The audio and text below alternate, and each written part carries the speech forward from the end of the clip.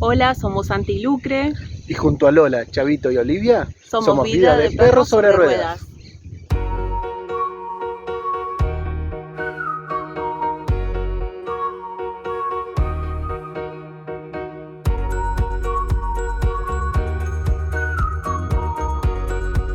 Acá tenemos objetos de los pueblos originarios que estuvieron asentados en la zona. Hay objetos de hasta 2000 años de antigüedad, como ser ese vaso campana que está ahí. Esto es Salvador vaso campana se llama. Es una pieza hecha en arcilla, que estaba bien formada, no estaba rota como está ahora, la cual se le colocaba brasas generalmente, después se le colocaban yuyos, y lo que se hacía era hacer rituales, perfumar el ambiente. Este tipo de piezas lo realizaban los pueblos sedentarios. Sabemos eso porque por el trabajo que tiene la alfarería, ¿no? Esta fue encontrada en zona de islas y se pudo datar debido a que se encontró al lado de restos óseos. Entonces se hace el proceso de carbono 14 a ese resto óseo, ese hueso, y da una edad aproximada entre 2000 y 1800 años de antigüedad. Entonces, como esta pieza estaba al lado del hueso, se le otorga la misma antigüedad a la pieza. Acá tenemos un poco más de alfarería, son restos de alfarería, representaciones de animales de acá de la zona, más que nada loros, cabecitas de loro, que la única función que tenían por ahí eran las asas para agarrar las ollas. Bueno, en base a estudios se pudieron ver que también mezclaban formas de animales, como por ejemplo en esta pieza que está acá. Si ustedes observan, fíjense, si le sacan la parte del pico, se puede ver un pez mirando para arriba. También allá tenemos unas cabecitas, en una de las dos que está allá, tiene un pico de ave, pero la cabeza no es de ave. Eso se llaman imágenes mitomórficas, anatrópicas, mitológicas. Después hay representaciones de rostros humanos, cabecitas de chancho, yaguaretés, caracoles. Bueno, todo este tipo de piezas fueron donadas acá al museo. Como yo les decía, se encontraban más que nada en las partes más altas de la isla. Entonces por ahí iban los pescadores, encontraban cosas y nos traían acá al museo. Acá tenemos otra pieza también que tenía prácticamente la misma funcionalidad que el vaso campana ahumador, salvo que este se utilizaba para los rituales mortuorios. Cuando alguien fallecía, decían que el espíritu tenía que abandonar el cuerpo, entonces le colocaban la pieza sobre el pecho al muerto, el espíritu dejaba el cuerpo y quedaba dentro de lo que es esta pieza. Este es un yaguareté, el yaguareté era muy sagrado. Entonces después el espíritu se iba a tenía que ir, pero el espíritu mientras tanto necesitaba abandonar el cuerpo. Un poco más de alfarería, hay alfarería que se ha encontrado acá, pero no representa animales de acá de la zona, como ser por ejemplo los cóndores, que son animales más andinos, no de acá de la región, llamas también. Después se estuvieron estudiando un par de grabados que se encontraron en las piezas de alfarería, que son similares a las pirámides mayas, incas. Hay una explicación donde, bueno, muestra el dibujo, y esa es la representación de la pirámide maya o inca, y atrás, lo que está arriba, perdón, eso representa el portal que utilizaban ellos para pasar al más allá. Sus creencias estaban representadas en la alfarería. Bueno, y acá, bueno, ahí tenemos un par de piezas más, y acá tenemos alfarería mocoví. Esta alfarería es mucho más simple porque el mocoví era nómade, entonces como se iba trasladando de un lugar a otro, no le dedicaban tanto tiempo a la alfarería. Sí, era mucho más resistente esta alfarería que las otras.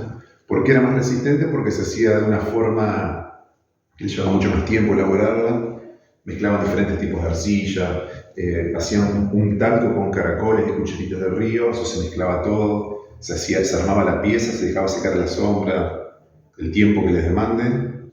Una que estaba bien seco recién ahí se cocinaba.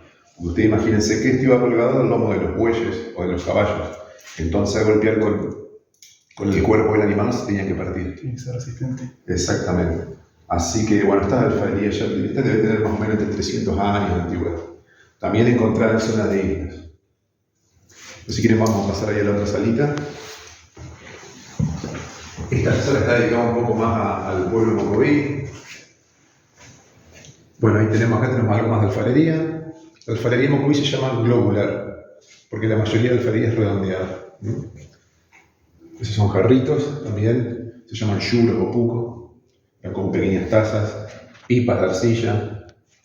Después tenemos ahí unas argollas de hueso pulido, eran pulseras, lo utilizaban como pulseras. Ahí tenemos unos hilados, que esos son más contemporáneos, son de ahora, pero realizados por mocovíes. Un poco más de alfarería también. Torteritos de arcilla, eran uno de esos torteritos que se utilizaban para hacer los tejidos.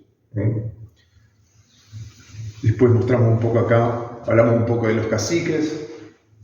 Estos dos caciques estuvieron presentes en la última rebelión mocoví del año 1904. Y bueno, la idea de esto, de los caciques, es contar que, los caciques no heredaban el cargo. Yo por ser hijo de cacique no iba a ser cacique, sino que yo me lo tenía que ganar ese cargo. Por habilidades que tenga, por el trato que tenga con la gente. Todo ese tipo de cosas hacían que la gente elija seguirte, que el grupo elija seguirte. Después mostramos también mujeres cautivas. Hubo una época en donde se llevaban a las mujeres a Santa Fe, más que nada, Santa Fe capital, y las vendían como esclavas, como servidumbre. Eso pasó mucho tiempo hasta que, pudieron erradicarlo, erradicar esa costumbre de llevarse a los mocovíes, ¿no? Pero había muchas matanzas, porque cada vez que se encontraban un grupo de mocovíes reunidos, venían los soldados, se llevaban a las mujeres y mataban a los hombres. Después, acá tenemos un par de piezas. Estas, por ejemplo, se encontraron en una excavación que se hizo acá enfrente al museo, enfrente a la iglesia, donde están las tapias. Las tapias un constructivo de tierra de la época jesuita que hacían los mocovíes. Ahí tenemos una punta de lanza española. Después tenemos acá una navajita de afeitar. Esto es un pedacito de teja muslera. Esto es de la época mercedaria. Los mercedarios hacían las tejas con la forma del muslo. Después acá tenemos dos miniaturas de San Antonio, los mocovíes, ya evangelizados por supuesto, ¿no? Eran muy devotos, de San Francisco Javier y de San Antonio. Decía que San Antonio los protegía de la muerte. Según nos contaron la historia de esta pieza, resulta que lo tenía un mocoví, lo tenía debajo de su piel. Yo tenía la costumbre de hacerse un tajito y meterse el santito debajo de la piel, como un santito chiquitito de madera tallada. Y la señora que lo donó nos contaba que esta persona hacía como 10 años que estaba enferma y estaba mal, pero nunca se moría. Y un día se acordaron de que tenía ese santito debajo de la piel, así que se lo hicieron sacar y dicen que al otro día falleció. Era como que el santito lo protegía y no lo dejaba morir. Así que eso también es una historia que nos han contado acá para hacer un poco más entretenida la guía del museo. Y acá tenemos un poquito, mostramos más que nada la labor del mocoví cuando una vez ya llegó el inmigrante. Ustedes imagínense que todo esto era de los mocovíes, porque esto nace como una reducción de indios mocovíes. Cuando llegan los inmigrantes en el año 1866, Nicasio Oroño lo que hace es despojado de las tierras de los mocovíes, prometerle tierras y títulos y nunca se los dio. Mientras tanto, estas tierras se las dio a los inmigrantes. Entonces los mocovíes empezaron a trabajar con los inmigrantes. ¿Y cuáles eran los trabajos que ellos tenían? La recolección de algodón, los desmontes, hacían ladrillos, techos de paja. Esa era la actividad que tenían. Acá tenemos una anciana con una niña. La costumbre mocoví es transmitir toda su cultura, todas sus costumbres, desde las más ancianas a las más chicas. Siempre entre mujeres. Después las mujeres, las más chicas, se encargaban de todo enseñarle a los chicos. Pero siempre de la más anciana a las más chicas. Así se iban transmitiendo las costumbres, la cultura de ellos. Si aún no lo hiciste, te pedimos que te suscribas, active la campanita, le des me gusta, comentes y nos sigas en nuestras otras redes sociales, Instagram, Facebook y TikTok. Unos rostros mocovíes, mostramos un poco la zona donde viene el mocoví, viene bajando del norte. En este caso la reducción de San Javier se crea porque llegan a Santa Fe. Cuando llegan a Santa Fe lo que hace el mocoví es rodear la ciudad de Santa Fe y empezaron a tener enfrentamientos con los españoles. Entonces, después de varios años surge esa necesidad de contenerlos de alguna forma y junto con misioneros jesuitas y los caciques mocovíes llegaron a un acuerdo y se crea la reducción de San Javier. San Javier no nace acá, sino que nace en donde está Santa Fe la Vieja, donde acá ya está. Sí. Después, por diferentes motivos, se va trasladando hasta que 10 años después llega acá. Y este es el quinto asentamiento. Y acá ya se quedan definitivamente. Acá mostramos unos morteros hechos de madera. Esto se agarraba un tronco, se cortaba con un hacha, después se le hacía un pequeño huequito en el centro, al tronco se le echaba brasa, la brasa iba quemando la madera, una vez que ya se apagaba todo, se raspaba, y si lo querían más profundo, le seguían echando brasa hasta la profundidad que ellos decían. Claro. Después con el mismo golpeteo se iba redondeando, ¿no? Acá mostramos un poco de armamento, tiene más que nada para cazar o para pescar. Tenemos boleadoras hechas de piedra. Estas eran para animales un poco más grandes. Estas son unas boleadoras hechas con arcilla, recubiertas con cuero, que serán para aves. Después tenemos unas puntas de fija, para yacaré y para el carpincho. Hoy se utiliza aquello para pescar, también para fijar sábalos. Animales que ellos consumían, por ejemplo el tatú, el yacaré, huevos de ñandú, pero después consumían guasunchos, todos los animales que había en la zona generalmente. Pero ellos, por ejemplo, no depredaban. Ellos sabían hasta dónde consumir, y cuando por ejemplo, cuando no estaban asentados acá, ellos lo que hacían, estaban una temporada en algún lugar, cuando se terminaba, por ejemplo, las frutas que ellos consumían, las plantas que ellos consumían, cuando se terminaba la época, se trasladaban a otro lado. Lo mismo pasaba con los animales. Cuando era época de cría de ciertos animales, no se tocaban. Ellos iban cuidando, ¿viste? Cuidando para después tener. Claro, exactamente, para después tener. Entonces después volvían. Así se manejaban los moscovitas. Hasta que, que una vez que estuvieron ya a cargo de los españoles, de los misioneros jesuitas, ahí empiezan a sembrar, a criar ganado. Así de esa forma vivían. Aparte de comercializar lo que ellos producían acá. Acá estuvo Florian Pauke. Florian Pauke fue un misionero, yo diría, de lo más importante que tuvieron los jesuitas en cuanto a la labor que hizo en la reducción y a la obra que él dejó. Cuando expulsan a los jesuitas de América, Florian Pauke hace un libro donde relata todas las vivencias y las costumbres del pueblo mocoví. Para que usted tenga una idea de la importancia que tiene ese libro, por ejemplo, hoy los aborígenes de América, parte de los aborígenes de América, en Japón se están estudiando en base al libro de Florian Pauke. Está tan detallado, tanto con dibujos como con la historia que él cuenta, que se está aprovechando más allá en Japón para conocer los aborígenes de América, parte de los aborígenes de América. Esta es la sala franciscana. Los franciscanos tuvieron 100 años acá en San Javier. Primero estuvieron los jesuitas, que tuvieron 24 años. Cuando expulsan a los jesuitas de América, mandan a los mercedarios, el mismo rey de España, manda a los mercedarios que están 40 años. Después, ya con el decaimiento del virreinato del Río de la Plata, se van los mercedarios y vienen los franciscanos. Los franciscanos, como te decía, estuvieron 100 años. Y en esta sala contamos un poco, mostramos más que nada un poco de la vida social de la época. Y algo de la vida religiosa también. Aquellos que están, esos son estandartes de procesiones, los franciscanos no estaban más. Los franciscanos se fueron en el año 1912. Esos son del año 1943, son estandartes de procesión. Allá hay todos objetos de la vida religiosa, franciscana y post-franciscana. Por ejemplo, esas matracas de torre que están ahí abajo, esas se utilizaban los Viernes Santos cuando Jesús moría. Se dejaban de tocar las campanas de la iglesia y la gente salía con las matracas por el pueblo para llamar a la gente a misa. El domingo, cuando Jesús resucitaba, volvían a tocar las campanas. Después, por ejemplo, esto son las planchas que utilizaban para hacer las hostias. Se hacía una masa con agua y harina, se la cocinaba y después se lo cortaba con los troqueles.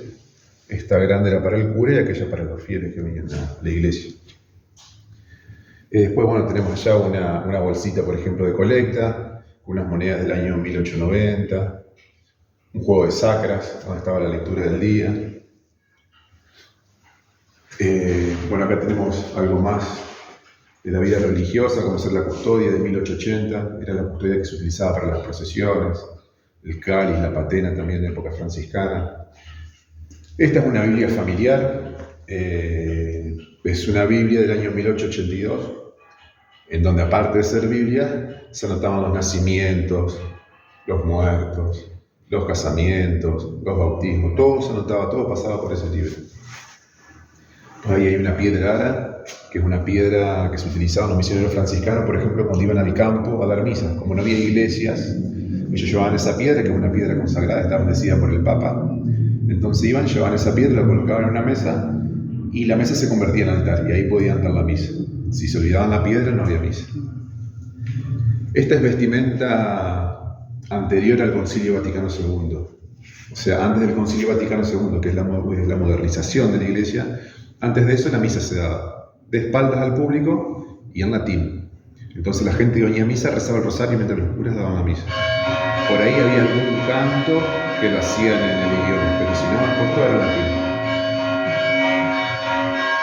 Esta es una campana en honor a Hermete Costanzi. Hermete Costanzi fue el que estuvo a cargo de la época franciscana por un tiempo de la reducción de San Javier, acá de los Mocovíes, y fue el que estuvo a cargo de construir el templo actual. Este templo es del año 1878. Fue el primer director de escuela, también que hubo acá en San Javier. Después, bueno, él se va de acá, se va a San Antonio Obligado, que queda bien al norte de la provincia de Santa Fe, junto con un grupo de mocovíes, y crea la reducción de San Antonio Obligado. Y después de un tiempo lo matan en allá. Pasaron varios hechos y, bueno, terminaron matándolo. Todos creen que lo mataron por los intereses que tenían, por las tierras que estaban a nombre de la iglesia. Querían esas tierras y, bueno, entonces lo terminaron matando. Este es un San Francisco Javier, es de la época colonial. Bueno, ahí está el año de la restauración, la última restauración, que es el año 1885, pero es anterior. Este salía en las posesiones, ahora el que sale es el San Francisco Javier que está en el templo, que está ya Mocoví, es de la época jesuita. Ese sale y se hace la procesión náutica, hace ya como 30 años. Que, bueno, se hace la novena primero, va todos los días a una capilla distinta, el último día hace un recorrido acá por la ciudad, van al barrio que lleva su nombre, San Francisco Javier, está ahí, se hace tipo una fiesta, y después de ahí se lo carga en un bote y se lo trae como 12 kilómetros por el río. ¿Y ese qué fecha es? El 3 de diciembre. Y después de ahí, bueno, se baja el santo ahí en el bulevar, se hace la misa, se hace una pequeña procesión, se hace la misa y, bueno, después hay espectáculos artísticos. Eso es el 3 de diciembre. Ese señor es Hermete Costanzi. Ese fue el que estuvo a cargo de la construcción del templo. Bueno, tenemos unas copias de unas pinturas de cuando lo matan a Hermete Costanzi. Esa es una matanza en Mocoví. Habían raptado, ellos se asientan cerca de un fortín cuando estaba el general Obligado. Los soldados abusaban más que nada de estos pueblos. ¿Qué hacían? Raptaban más que nada a las chicas y las vendían como esclavas. Un día raptaron a una nena Mocoví, la llevan a Corrientes para venderla. Entonces, lo que hacen un par de mocovíes es armar tipo una trifulca para que los soldados se descuiden, y mientras los soldados se descuidan para ir a parar esa trifulca, estos mocovíes agarran a los que habían raptado a la nena, se la llevan y los matan a los soldados. Entonces, en represalia, el ejército agarra a un grupo de avipones, no eran mocovíes, los hace caer en una fosa y los empieza a fusilar. Y bueno, esa es la pintura del hecho en sí, ¿no? Mataban mujeres, niños, todo. Una represalia que había matado a esos dos soldados. Pero bueno, los abusos por ahí de ese tipo eran muy comunes en esa época. ¿Sí? Bueno, acá hay dos constructivos. Esto se empezó a excavar hace como 10 años. Siempre se excavó pensando que había una capillita, o sea, que estábamos excavando los cimientos de una capillita franciscana. Resulta que, bueno, cuando empezamos a excavar y empezamos a perfilar este constructivo, nos dimos cuenta de que los muros no eran iguales. Si ustedes se fijan, los muros de los costados, tanto aquel como este, son bien anchos, y el muro de los cruces es más finito. Entonces queda la duda de qué era esto, si realmente es la capillita franciscana y por qué había tanta diferencia en los muros. Bueno, en ese mismo tiempo se excavó allá adelante en el bautisterio, donde estaba la pila bautismal donde se bautizaba antes, y se encuentra un ángulo de una iglesia, de un muro. Entonces, las arqueólogos que estaban trabajando acá toman las medidas, y esas medidas coinciden con las medidas de la iglesia mercedaria. Así que acá hay el constructivo. El ancho, la pared está ancha, ese piso y aquella otra pared ancha, son de la iglesia mercedaria, que es una iglesia que se construyó en el año 1780. Y este muro que corta acá es de una capillita franciscana, era un oratorio provisorio que se construye en el año 1860. Se construye este oratorio porque en la época franciscana San Javier quedó abandonado cerca de 30 años. Había muchos caudillos en la zona, tenían problemas con el gobierno de turno. ¿Y qué hacían estos caudillos? Atacaban los diferentes poblados. Entonces retiran a los misioneros franciscanos de acá. Los mocovíes se van a vivir en la isla como 5 o 6 años, pero ellos tenían la costumbre de los Viernes Santos venir a rezar a esta iglesia mercedaria. Entonces el brigadier López, que era el gobernador de Santa Fe, se entera de la práctica que tenían los mocovíes, viene un día, rodea esta iglesia mercedaria, les propone llevarlos a los mocovíes a Santa Rosa de Calchile, una ciudad que está acá a unos 120 kilómetros, claro. Pasamos por ahí. Entonces los mocovíes se van para allá y allá están durante 27 años.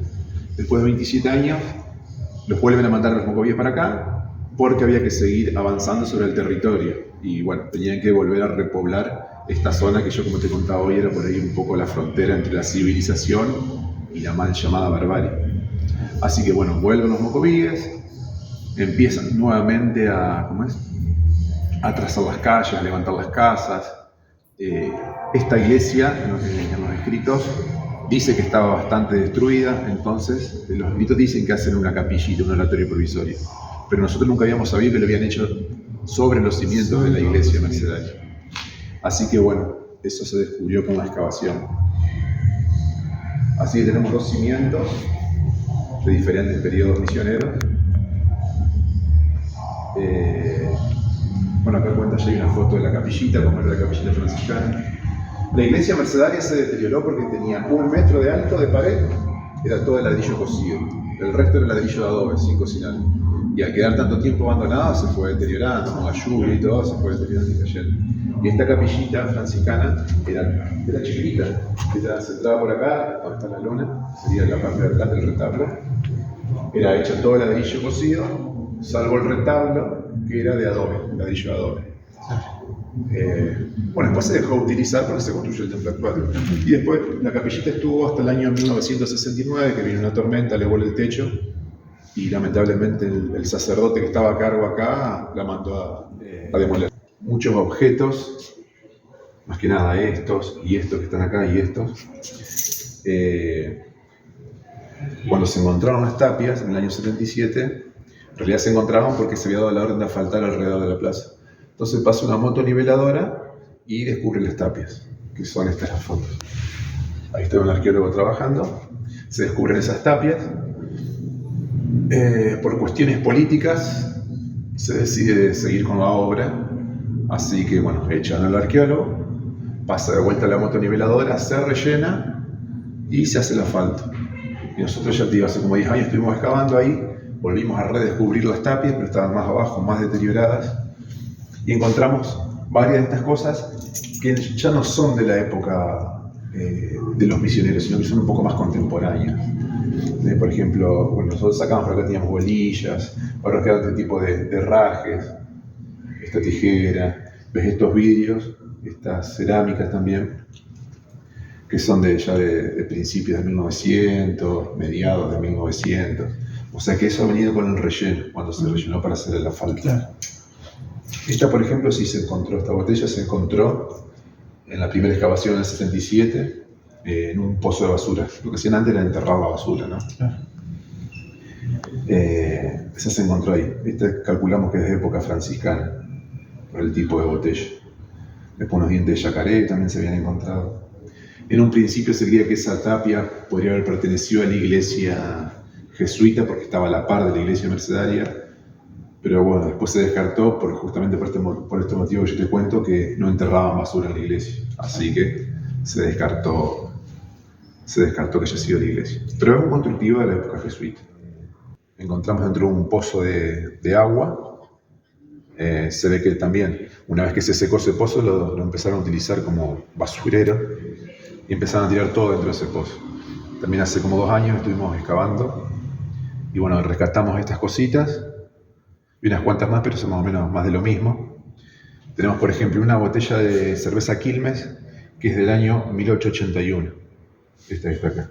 Una botella de cerveza Biecker. Después hay una de Fernet. Esta es de Fernet, este pedazo, y este. Aquella es de una bebida alcohólica que se llama Pineral.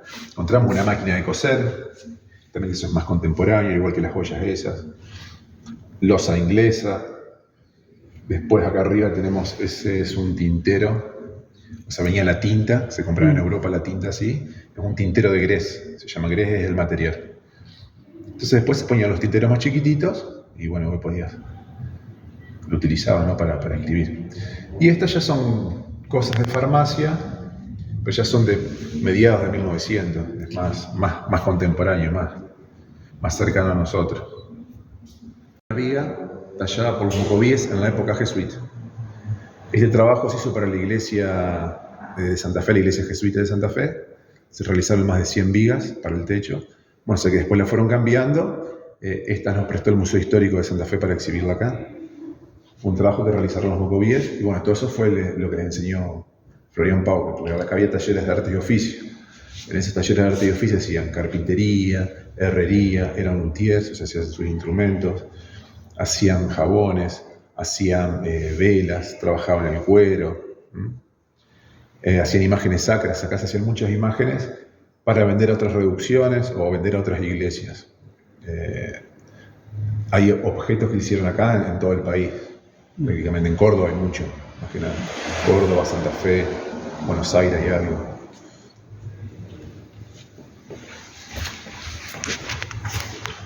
Ese, por ejemplo, ese es un Cristo tallado en la época jesuita, un Cristo mocoví.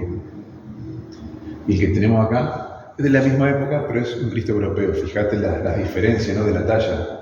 El mocoví tallaba su imagen y semejanza. Bien tosco era, ¿viste? La talla. Fíjate, este es mucho más estilizado, bien europeo. Aquel mocoví, como veía, tallaba. Este, por ejemplo, que están acá son laterales de altar, son réplicas, los originales están en Santa Fe. Estos se hicieron para la iglesia jesuita de Santa Fe. Usted tengan en cuenta que Pauke estuvo con los mocovíes 18 años y estuvo como 2 años para aprender el idioma, y ahí recién les pudo empezar a enseñar bien cómo hacer los trabajos. O sea que Pauke destaca en su libro justamente la capacidad que tenía el mocoví para aprender y para trabajar. Fíjense este trabajo. Esto es realmente una obra de arte, y todo hecho por partes, después se iban encastrando. Eran muy pedidas las piezas que se hacían acá en San Javier para las diferentes iglesias o reducciones. Después, bueno, esto también nos prestaron del histórico, que es un relicario, también un taller de madera. Se le ponía, una vez que estaba hecha la talla, se le colocaba una capa de yeso, más que nada para que no se pique la madera, y después se lo pintaba, se lo policromaba, se lo doblaba la hoja. También el candelabro, estos candelabros se hacían para el altar, se tallaba una sola cara, tienen 3 caras, pero bueno, se tallaba una sola. Un San Francisco Javier, que es el patrono acá de San Javier. Después allá, bueno, hay una talla en madera que perteneció a parte de un altar. Esto nos prestaron del histórico, esto perteneció a una de las iglesias de Santa Fe la Vieja, son herrajes de una iglesia. Cuando Santa Fe la Vieja estaba sentado en Callastá. Después, bueno, acá tenemos una maqueta esta maqueta es la representación de San Javier en una época jesuita. Ese plano sería. Todos los dibujitos que ustedes ven acá, las láminas que ven acá, fueron hechas por Florian Pauke, que son réplicas, ¿no? El original está en Austria, en el convento de Suezel. Se pudieron conseguir copias, hizo 124 dibujos, contando toda su historia, desde que sale de Europa hasta que llega acá y hasta que son exiliados. Entonces, bueno, nosotros, como tenemos poquito espacio, lo que hicimos fue agarrar algunas láminas que a nosotros nos sirvían para hacer un relato guiado. Y bueno, la principal es esa, como era la reducción de San Javier. La reducción de los mocovíes de San Javier. ¿Conocen la playa? Sí. Bueno, vos fijate que la playa está unida con el río. Antes no estaba unida, fíjate. Ahí en esa lámina se ve.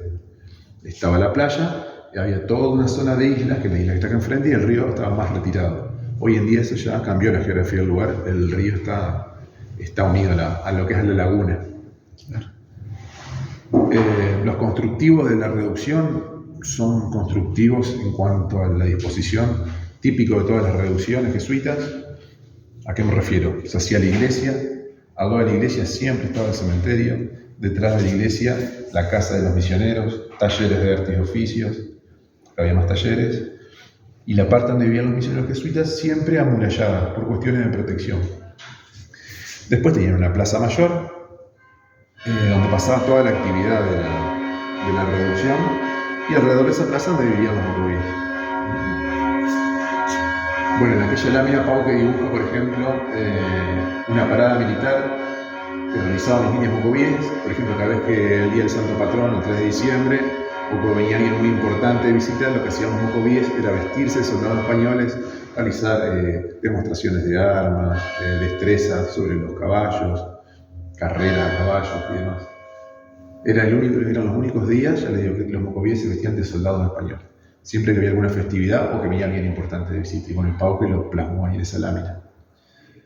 Después, bueno, hay otras láminas también que muestran, por ejemplo, la procesión, cuando se iba haciendo la procesión dentro de lo que era la reducción, hasta que llegaban acá, frente a la iglesia, y ahí se daba la misa. Y después de ahí comenzaban los festejos.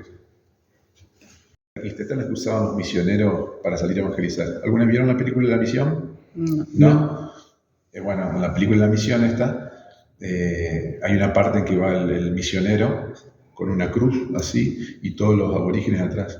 Bueno, esa imagen es como que representa a esta cruz, que se llama cruz catequista, y es una réplica de la cruz de Mataraz.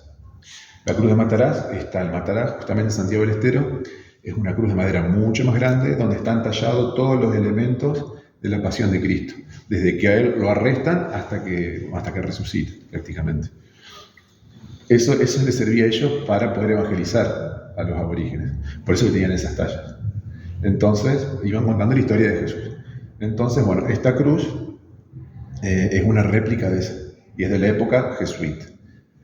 Cuando expulsan a los jesuitas de toda América, y bueno, justamente acá de la reducción, hay muchos objetos que se llevaron, porque vaciaron las reducciones. Y bueno, por ejemplo, quedó acá, los cristos que vimos hoy también quedaron acá. Esta cortina también quedó acá, que es una cortina de un sagrario. Esto ya es europeo. Es de la época jesuita, pero traído desde Europa, con una cortina de seda bordada con hilos de oro y plata. Los portas ciriales. Esto también se iban haciendo por partes y se iban encastrando. Esto iban a los costados del altar. Llevaba un poste acá en el centro y después iba el cirio pascual ahí arriba. Acá en esta pieza por ahí se puede ver un poquito bien cómo son el tema de los encastres. O sea, todo por pedacitos y se iban encastrando y se puede ver bien. No sé si lo observan ahí. ¿Tienen en la puntita y le falta un pedazo de madera? Que se iban tallando todos pedacitos así y se iban encastrando.